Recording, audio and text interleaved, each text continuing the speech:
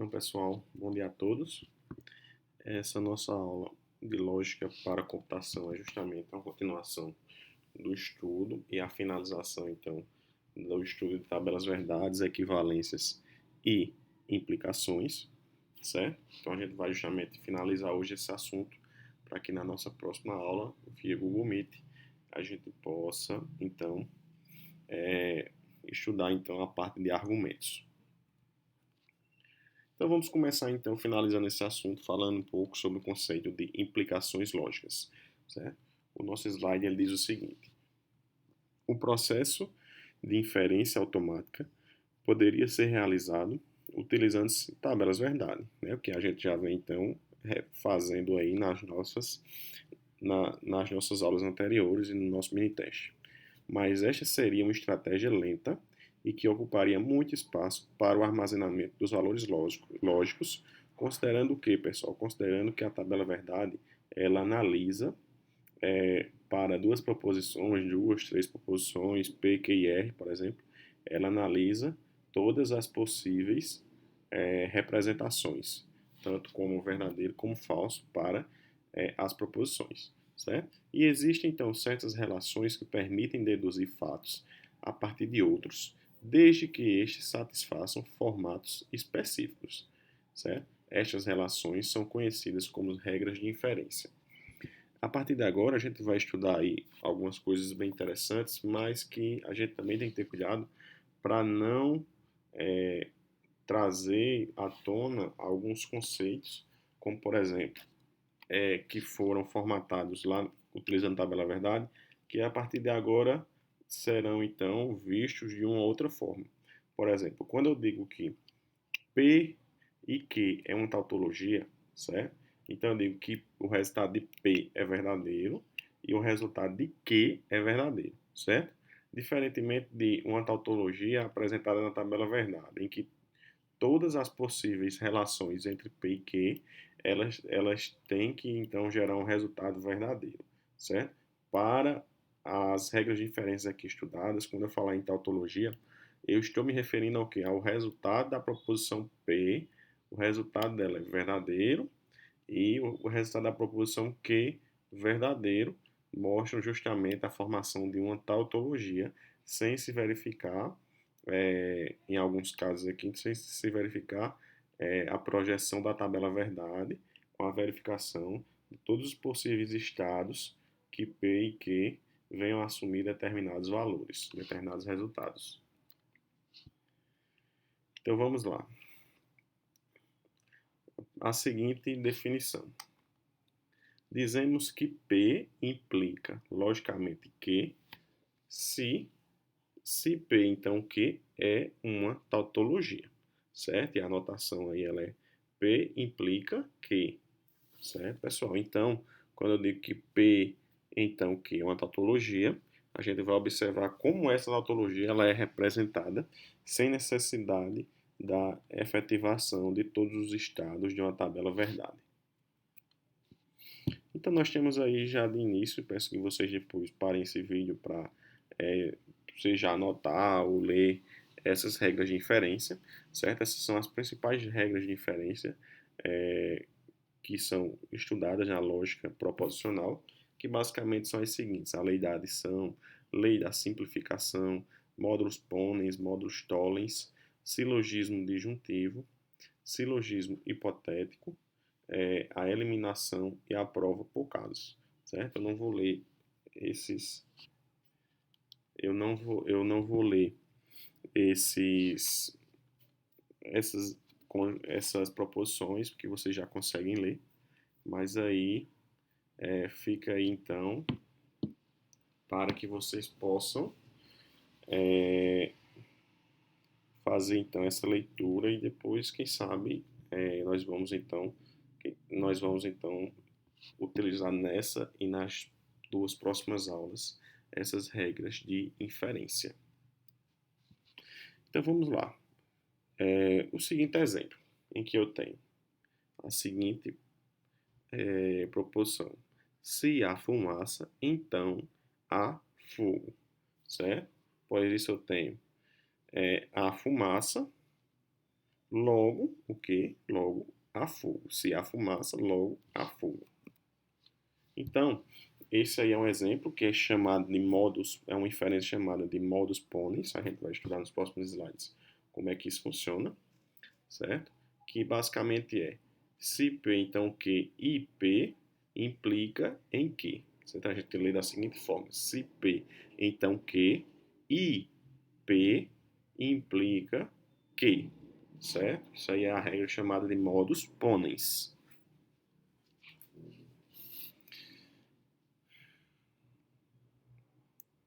Aí nós temos aí o outro exemplo. Se há fumaça, então há fogo.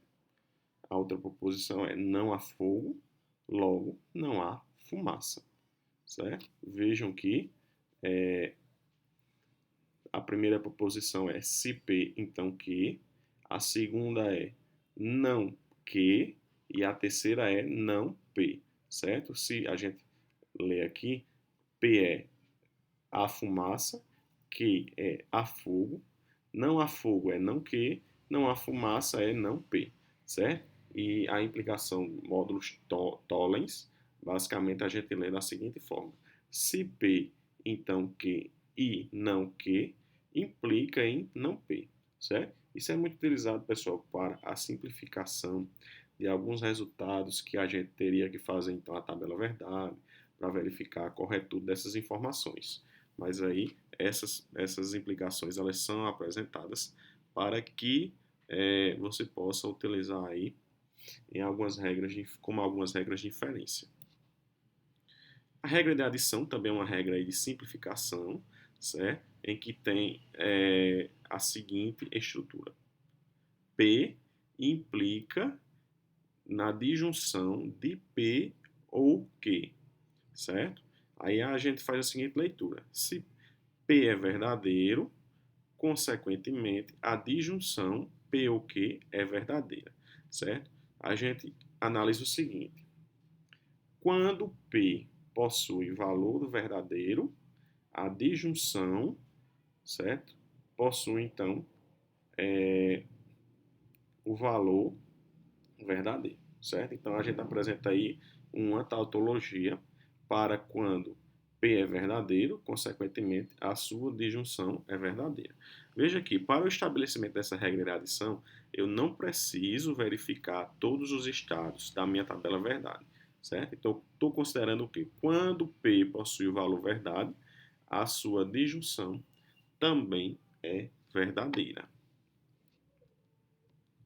A regra da simplificação, certo? Em que eu tenho basicamente o seguinte: P e Q implica em P, certo? E a gente faz a seguinte leitura: quando P e Q são verdadeiros, consequentemente, P é verdadeiro, certo? No caso, quando eu digo P e Q são verdadeiros, ou seja, a conjunção P e Q é verdadeiro, significa o quê? Que a proposição P é verdadeira. Aí a gente volta então para o que a gente viu lá de módulos ponens, como eu citei no slide anterior, certo? Em que eu tenho para módulos ponens, a gente fez a seguinte leitura: se P, então Q e P implica em Q, certo? E a gente volta lá para o seguinte exemplo: se chover, então fica em casa. Chove, então fica em casa, certo? Na primeira proposição a gente tem a proposição composta se P, então Q. P é igual a chove e fica em casa é Q. Aí a gente faz a leitura de modus ponens. Se P, então Q. P, consequentemente, Q, certo? Então essa é a leitura para modus ponens. E a gente vai ver aí nas próximas aulas alguns exemplos de como é que isso é estruturado na forma prática. Modus tollens, certo? Como a gente viu, temos aí o exemplo: se existe fogo aqui, então aqui também há oxigênio, ou seja, se P, ou seja, P é P é existe fogo, certo? Que é oxigênio, certo? Aí a gente tem se P, então Q. Se existe fogo aqui, então aqui também há oxigênio. Não Q é não há oxigênio, consequentemente, não P, certo? Não P é aqui não há fogo. E não Q é não há oxigênio, certo? Então a leitura de módulos Tollens é se P, então Q, não Q, consequentemente, não P. Que a estrutura a gente vê aqui acima de como é formatado aí essa regra de inferência.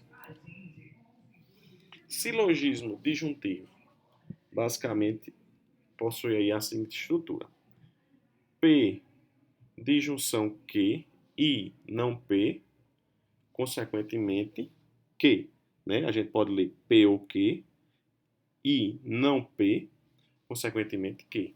A gente tem aí o seguinte exemplo: P ou Q é ela tem mais de 16 anos ou uma calça jovem de 16. Ou melhor, ela tem mais de 16 anos ou uma calça para uma jovem de 16 anos é mais de R$ 300, certo?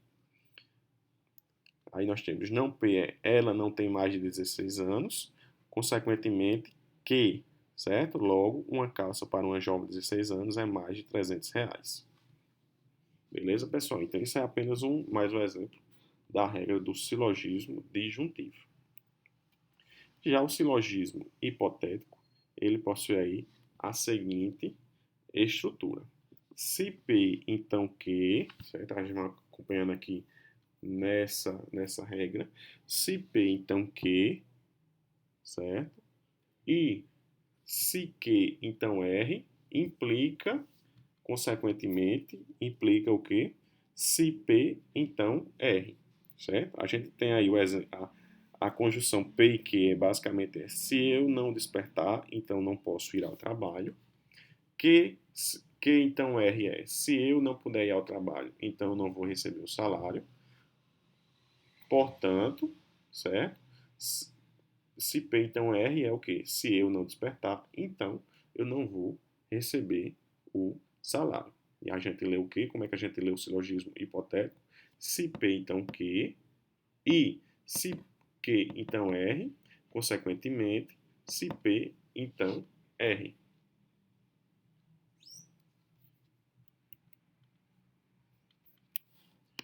Beleza, pessoal? Então hoje eu finalizo aqui a definição dessas implicações lógicas, certo? A aula de hoje foi rápida, apenas para a apresentação inicial dessas implicações, dessas regras de inferência, que são elas lei de adição, lei de simplificação, modus ponens, modus tollens, silogismo disjuntivo, silogismo hipotético, eliminação e prova por caso, que a gente vai ver depois.